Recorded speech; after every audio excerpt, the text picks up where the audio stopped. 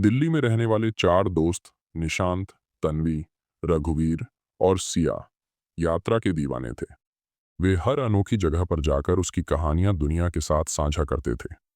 एक दिन निशांत ने एक पुरानी किताबों की दुकान से एक अजीब दस्तावेज खरीदा। यह दस्तावेज एक प्राचीन शहर के बारे में था, जिसे लोग अदृश्य शहर कहते थे। दस्तावेज पर अजीब सी भाषा में कुछ लिखा था और उसमें एक नक्शा बना था। यह क्या हो सकता है? निशांत ने दस्तावेज दिखाते हुए पूछा। यह शायद किसी का काल्पनिक लेख है, तन्वी ने कहा। और अगर यह सच हुआ तो? सोचो, एक ऐसा शहर जिसे कोई नहीं देख सकता, लेकिन वह वहां है। निशांत ने रोमांचित होकर कहा। तो चलो इसे खोजते हैं, सिया ने उत्साह में कहा। रघुवीर ने पहले मना किया, लेकिन आखिरकार दोस्तों के जोश के आगे झुक गया। चारों दोस्त थार के रेगिस्तान पहुंचे। उनका उत्साह चरम पर था, लेकिन गर्मी और थकान ने जल्दी ही उनकी ऊर्जा छीननी शुरू कर दी। पहले दिन की यात्रा सामान्य रही। उन्होंने कई रेत के टीले पार किए, लेकिन शाम होते ही चीजें बदलने लगीं। दूर क्षितिज पर उन्होंने एक किले की झलक देखी। किला इतना सुंदर था कि वह किसी कहानी से बाहर आया हुआ लगता था। यह वही जगह हो सकती है, निशांत ने कहा। लेकिन यह तो सिर्फ एक मृग तृष्णा लगती है, तन्वी ने कहा। जैसे ही वे किले के पास पहुंचे, वह गायब हो गया। वहां सिर्फ रेत थी। ये क्या हो रहा है? रघुवीर ने घबराकर पूछा।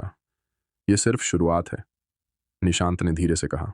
दूसरे दिन उन्होंने दस्तावेज में दिए नक्शे के अनुसार अपनी यात्रा जारी रखी। सूरज की तपिश बढ़ती जा रही थी। शाम के समय जब वे एक टीले पर पहुंचे, तो उन्होंने फिर से एक शहर की झलक देखी। लेकिन इस बार यह कोई भ्रम नहीं लग रहा था। देखो, यह वही शहर है, सिया ने उत्तेजित होकर कहा। हमें इसे देखना होगा, निशांत ने कहा। जैसे ही वे शहर की ओर बढ़े, वह धीरे धीरे गायब हो गया। उनके सामने केवल खाली रेगिस्तान था। तीसरी रात जब वे टेंट में आराम कर रहे थे, तो उन्होंने हवा में अजीब सी सरसराहट सुनी। बाहर देखा तो दूर एक शहर जगमगाता हुआ नजर आ रहा था। यह सच में यहां है, निशांत ने चिल्लाते हुए कहा। चारों ने तुरंत अपने बैग उठाए और उस दिशा में बढ़े। जब वे शहर के करीब पहुंचे, तो वे एक विशाल रहस्यमय दरवाजे के सामने खड़े थे। दरवाजा खुद ही खुला और वे अंदर दाखिल हुए। शहर के अंदर की दुनिया किसी दूसरी सदी की लग रही थी। हर तरफ भव्य इमारतें थीं, लेकिन वहां कोई इंसान नहीं था। शहर में हर तरफ अजीब मूर्तियां थीं। वे मूर्तियां इंसानों की तरह लगती थीं, मानो वे कभी जीवित रही हों।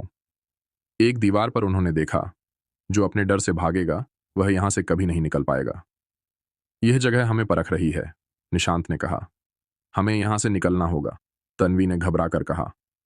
तभी उनके सामने एक बूढ़ा आदमी प्रकट हुआ। उसकी आंखों में एक अजीब चमक थी। तुम लोग यहां क्यों आए हो? उसने पूछा। हम इस जगह के बारे में जानना चाहते हैं, निशांत ने जवाब दिया। अगर तुम यहाँ के रहस्य को जानना चाहते हो, तो पहले तुम्हें अपने डर का सामना करना होगा, बूढ़े ने कहा। शहर के केंद्र में 4 दरवाजे प्रकट हुए। हर दरवाजे पर एक नाम लिखा था। सिया ने अपने दरवाजे से प्रवेश किया।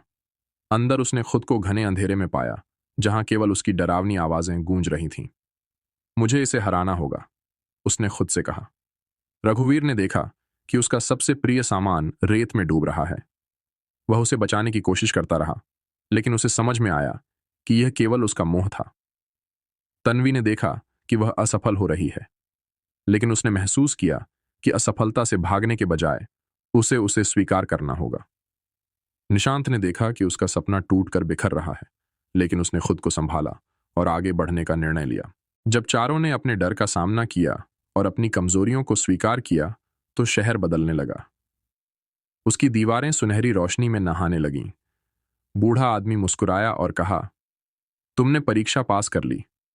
यह शहर केवल उन लोगों को दिखाई देता है जो खुद को खो चुके होते हैं, लेकिन तुमने खुद को पा लिया। अब तुम यहां से जा सकते हो। अगली सुबह चारों अपने कैंप के पास जागे। शहर गायब हो चुका था।